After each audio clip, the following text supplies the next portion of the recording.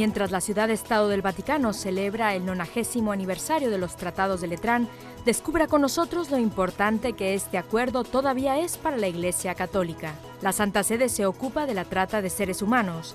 La sección de migrantes y refugiados del Papa publica nuevas orientaciones relativas a los aspectos pastorales de la lucha contra esta moderna esclavitud.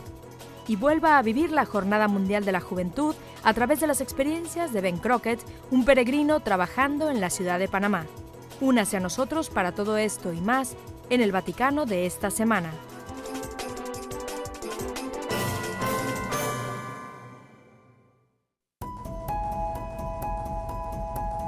La 15ª edición internacional de la Jornada Mundial de la Juventud en la ciudad de Panamá culminó el 27 de enero con una solemne celebración eucarística al aire libre en el vasto parque metropolitano de la ciudad. Y allí, cuando los eventos tocaban a su fin, se anunció que la próxima Jornada Mundial de la Juventud se celebrará en Lisboa, Portugal, en el año 2022. En su homilía de clausura, el Papa Francisco subrayó que aunque el Festival de la Juventud hubiera llegado a su fin, los jóvenes deberán continuar el camino iniciado. Los animó a seguir viviendo la fe y a compartirla. Dijo: «No olvidéis que no sois el mañana, que no sois el mientras tanto, sois el ahora de Dios». El estratega digital de la Oficina del Vaticano para EWTN, Benjamin Crockett, participó en esta Jornada Mundial de la Juventud. Su misión era ser los ojos y oídos de aquellos que no podían hacer el viaje en persona, ayudarles a vivirlo a través de las plataformas de medios sociales de EWTN. Una de las verdaderas alegrías de la Jornada Mundial de la Juventud es que hay peregrinos y fieles de todo el mundo. He conocido a peregrinos de Hong Kong, de Pakistán, de Irak, de Sudáfrica. Uno de los encuentros más enriquecedores que tuve fue con un joven de Pakistán. Su nombre es Nabil y me habló sobre las dificultades que tuvo para llegar a Panamá. Por lo visto, en Pakistán, cuando tienes tu documentación, tu pasaporte, acudes a las autoridades y les dices: me gustaría ir a este país, a este evento. Pero resulta que como en su pasaporte dice que es cristiano, se lo negaron. Dijeron que no se le permitiría ir a ese evento religioso por temor a que grabara con su teléfono un vídeo y luego lo difundiera en las redes sociales. Como ves, es una absoluta injusticia que no puedan practicar su fe. Sin embargo, las autoridades no querían ese tipo de problemas y resulta interesante que finalmente dijeran que sí. De modo que, en mi opinión, como agente de medios de comunicación, es muy gratificante ver el poder que estos medios tienen hasta el punto de influir en el cambio positivo que ha hecho posible que él pudiera venir a Panamá, a pesar del complicado viaje de 3 días que tuvo que soportar. Por suerte, pudo celebrar su fe con otros jóvenes de todo el mundo, y por eso estoy tan agradecido de haber tenido este encuentro con Nabil. Había otro grupo de peregrinos de Normandía, Francia. Estos chicos prefirieron escoger el camino fácil para ir a Panamá. Hicieron el viaje en velero durante 5 meses. Es comprensible que estos peregrinos normandos hablaran de la transformación espiritual que un viaje esforzado, por vías nada sencillas, produjo en ellos.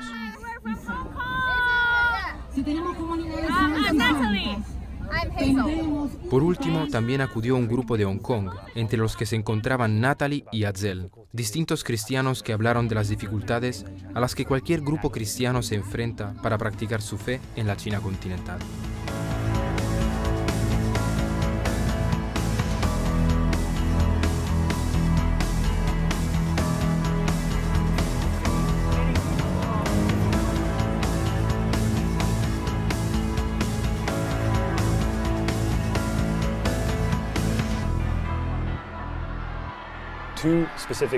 Hubo 2 ejemplos muy concretos. Uno fue cuando se pronunció en la Conferencia Episcopal de Obispos Centroamericanos, en la que habló de San Óscar Romero y de su capacidad de liderazgo en todos los niveles. Un padre espiritual y un padre que también trabajaba en la sociedad para combatir las injusticias y llevar a Cristo a la periferia. Eso me llevó a pensar que era una hermosa llamada al servicio.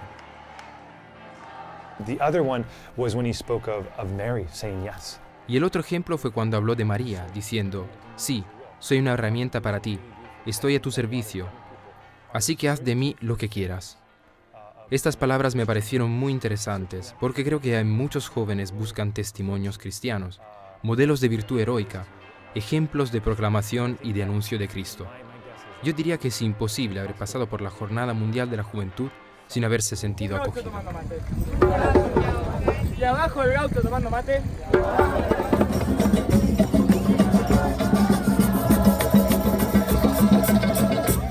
Creo que el momento más transformador y hermoso fue la vigilia. was during the vigil.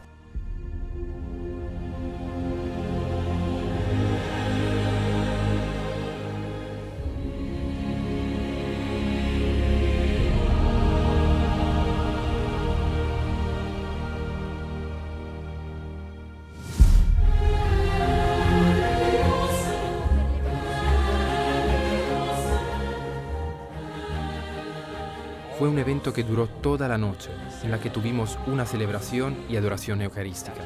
Luego hubo una procesión con una estatua de Nuestra Señora de Fátima, a la que los peregrinos que estaban allí acompañaron 12 horas. En realidad dormí al raso bajo las estrellas con todo nuestro grupo. Nos encontramos con jóvenes peregrinos de España que estaban haciendo una adoración eucarística. Había una gran concentración de latinoamericanos de Colombia, México, peregrinos de Venezuela. Había alrededor de 400 peregrinos de Venezuela que habían hecho su viaje desde diferentes países debido, por supuesto, a su situación política. Cuando llegó la estatua de Nuestra Señora de Fátima se hizo un silencio absoluto.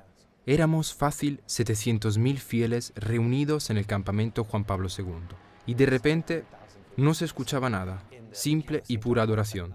Fue increíble ver cómo, donde momentos antes había ruido, baile y música, donde había un gran entusiasmo positivo, se pasó al momento de adoración y a la procesión de Nuestra Señora de Fátima. Y allí mismo, a la mañana siguiente, a eso de las 8 de la mañana, tuvimos misa. Había gente de Venezuela, de Irak, de Sudáfrica, de todos los rincones del mundo. Como sabéis, muchos de ellos apenas pueden practicar su fe abiertamente y otros tienen grandes dificultades. Pero que todos estuviéramos allí y pasáramos 20 horas juntos nos renovó por completo. We all came back changed.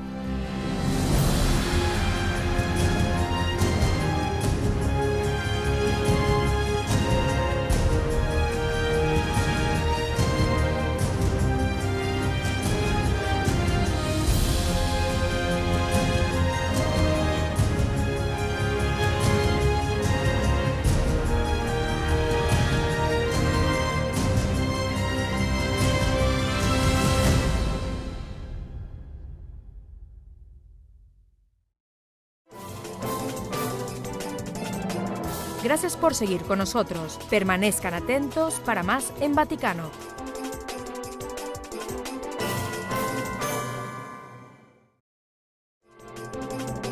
Bienvenidos de nuevo. Están ustedes viendo Vaticano.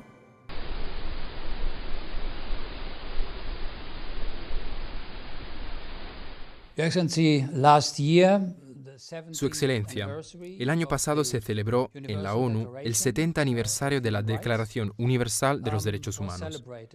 ¿Cree que con las numerosas violaciones de los derechos humanos de las que somos testigos hoy en día en el mundo, hay realmente algo que celebrar? There's really a cause to celebrate?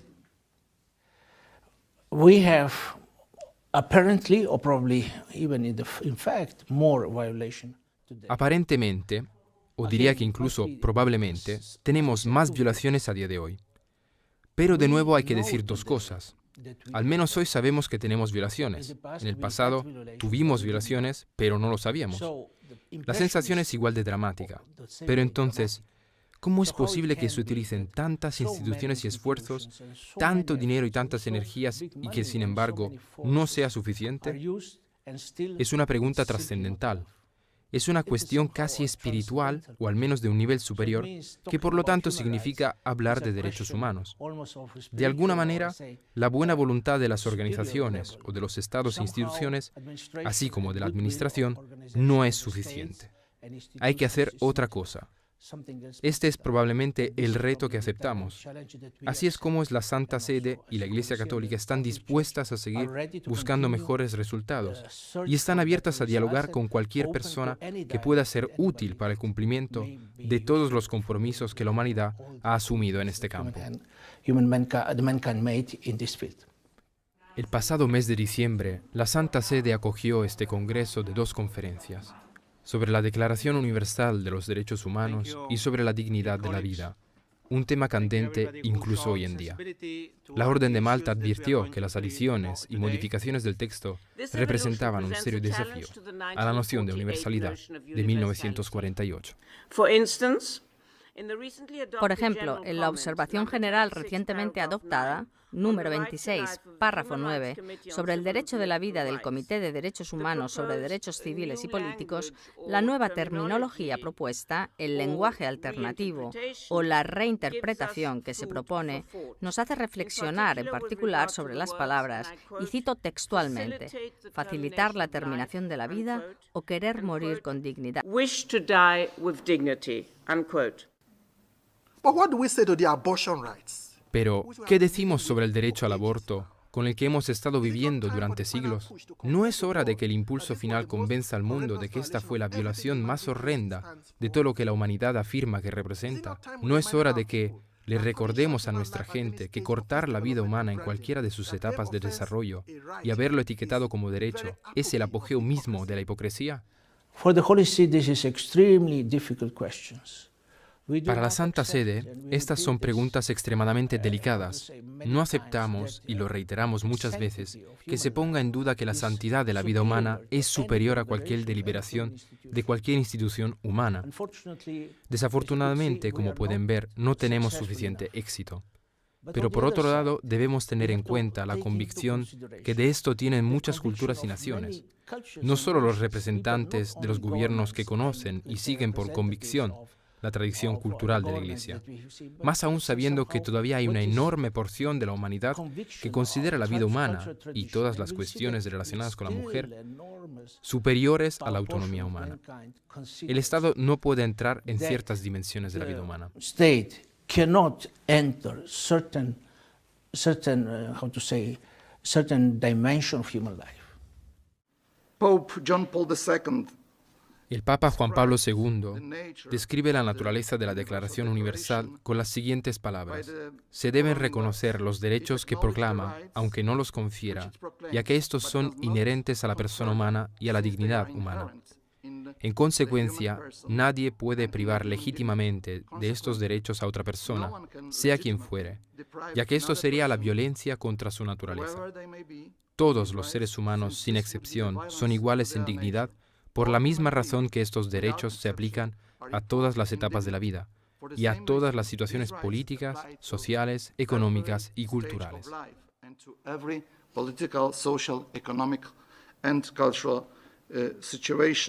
Esta ha sido la primera parte de mi reportaje. La próxima semana, en la segunda parte, nos centraremos en la segunda conferencia sobre la dignidad de la vida. En breves instantes regresamos con más en Vaticano.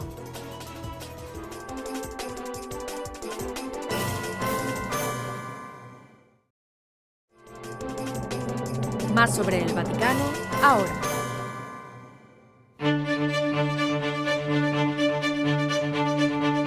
El 11 de febrero de 2019, el Vaticano celebra el 90 aniversario de la fundación del Estado de la Ciudad del Vaticano, los Pactos de Letrán. Fueron firmados en 1929. Una parte de los pactos era un tratado político, a menudo conocido como el Tratado de Letrán, que reconocía a la Ciudad del Vaticano como un Estado independiente de Italia. El tratado lleva el nombre del Palacio de San Juan de Letrán, donde se acordaron los pactos. Para conocer lo que la independencia de Italia significaba para la Iglesia Católica, hablamos con un consejero del Estado de la Ciudad del Vaticano, rector de la Universidad Pontificia Lateranense, el Dr. Vincenzo Buonnomo. En primer lugar, reconciliar a la Iglesia con el Estado, en el particular contexto que es Italia, contexto en que la Iglesia, hasta 1870, tuvo sus posesiones, también desde el punto de vista territorial. El nacimiento del Estado Vaticano con el Tratado de Letrán supuso para la Santa Sede una recuperación, aunque muy pequeña, de lo que fue su soberanía territorial alcanzada a lo largo de los siglos.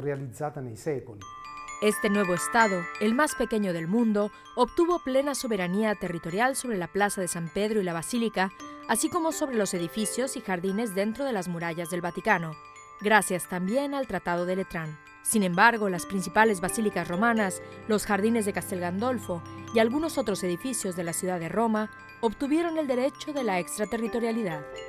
¿Pero por qué la Iglesia Católica necesita estas propiedades?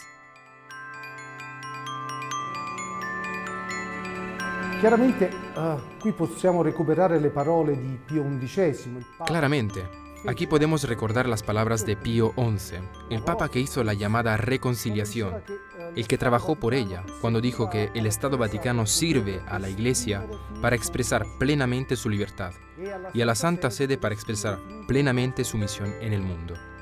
Todavía hoy, el concepto de soberanía e independencia de cualquier poder está ligado a sus territorios. Ciertamente, quien conoce a la Santa Sede, quien sabe cuál es su función, la de cuerpo central de ese gran cuerpo universal de la Iglesia Católica, considera que no hay necesidad que ese territorio opere a nivel internacional.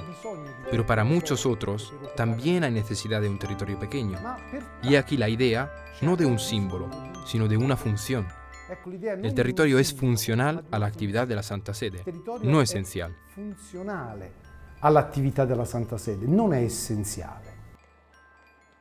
El reconocimiento de la independencia y la soberanía de la Santa Sede, así como de la fundación del Estado de la Ciudad del Vaticano, marcaron un nuevo periodo dentro de la historia de la Iglesia Católica. Porque estos acuerdos definen que, pues la libertad de la Iglesia y la libertad de religión en un país. En cuanto a las estructuras, podríamos decir que están más directamente vinculadas a la vida de la Iglesia. Hablo de escuelas, hospitales, centros de atención, actividades caritativas y de animación. Piensa, por ejemplo, en todo lo relativo a los militares ordinarios, que hoy en día es especialmente importante, porque están vinculados a las misiones de paz y no a las guerras. Y así, leyendo estos acuerdos, podríamos decir que permanecen abiertos aún a día de hoy.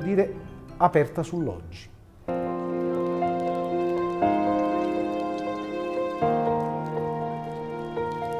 Esta clara división entre Iglesia y Estado puede ser vista como un paso hacia la secularización de la sociedad. Pero el doctor Vincenzo Buonnomo dice que los pactos en realidad trajeron más beneficios para la Iglesia que desventajas. Noi viviamo in stati che sono... Vivimos en estados que son confesionales, pero no religiosos. ¿Qué significa eso?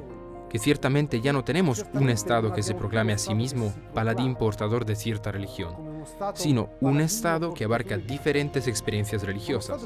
En este sentido, un acuerdo, ya sea formal, como en el caso de un acuerdo internacional, o sea, informal entre la Iglesia y un país o un Estado, ambos, tanto el país como la Iglesia, se benefician mutuamente. Lo más importante, creo, es estar cohesionados a la hora de tener valores fundamentales como la vida, el desarrollo, el crecimiento de las personas, la atención a las religiones y las generaciones, el trabajo. Esta cohesión puede generar valores fundamentales para la vida humana, valores que pueden nacer de esta colaboración, de una sana colaboración entre Iglesia y Estado. Da questa sana collaborazione tra la Chiesa e gli Stati.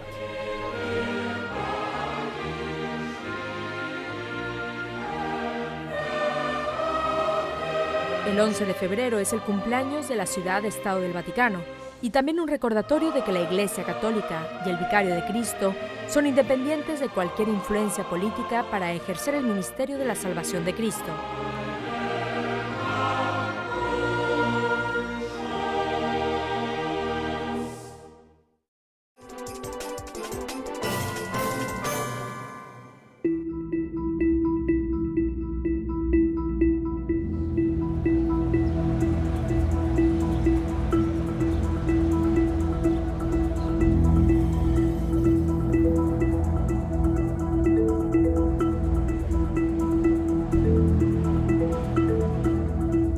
Según la Organización Internacional del Trabajo de las Naciones Unidas, alrededor de 25 millones de personas han sido víctimas de la esclavitud en 2017.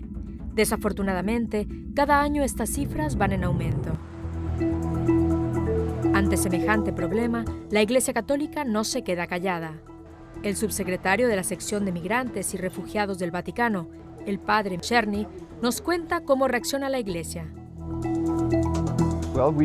Bueno, acabamos de publicar unas orientaciones pastorales sobre la trata de personas y creo que lo primero que tenemos que hacer como iglesia en todo el mundo es abrir los ojos y descubrir cómo la trata es un hecho que nos rodea. Porque la primera reacción es, bueno, es algo terrible, pero se da en otras partes. Lo que es terrible es que está sucediendo aquí y ahora. Reconocer esto es muy importante.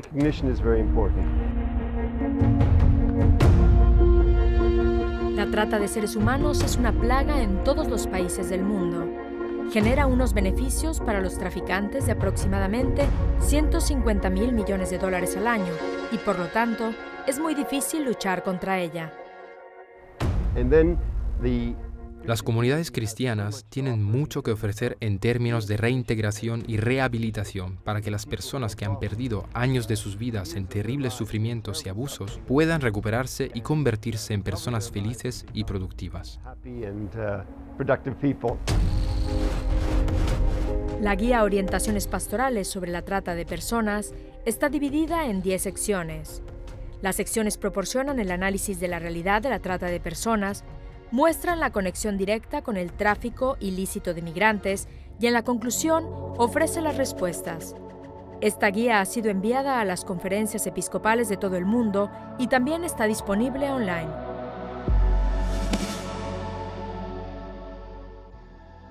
El Papa Francisco estableció la sección de migrantes y refugiados después de presenciar en persona los sufrimientos de los refugiados en las islas mediterráneas de Lampedusa y Lesbos. Acabamos de comenzar nuestro tercer año. Los 2 primeros hemos estado ocupados con 20 puntos de acción pastoral para migrantes y refugiados, que preparamos para uso interno a la Iglesia, con el fin de ayudar a la gente de la Iglesia en todo el mundo a planear y evaluar las respuestas a los migrantes y refugiados. Este mismo pensamiento nos llevó a realizar algunas contribuciones a las negociaciones que se están llevando a cabo en Nueva York y en Ginebra. Todo ello nos ha llevado últimamente hacia un nuevo pacto global sobre migrantes y refugiados, de modo que durante los 2 primeros años estuvimos ocupados en contribuir a que la Iglesia se informara y que emprendiera, y que esa contribución se realizara también a nivel internacional.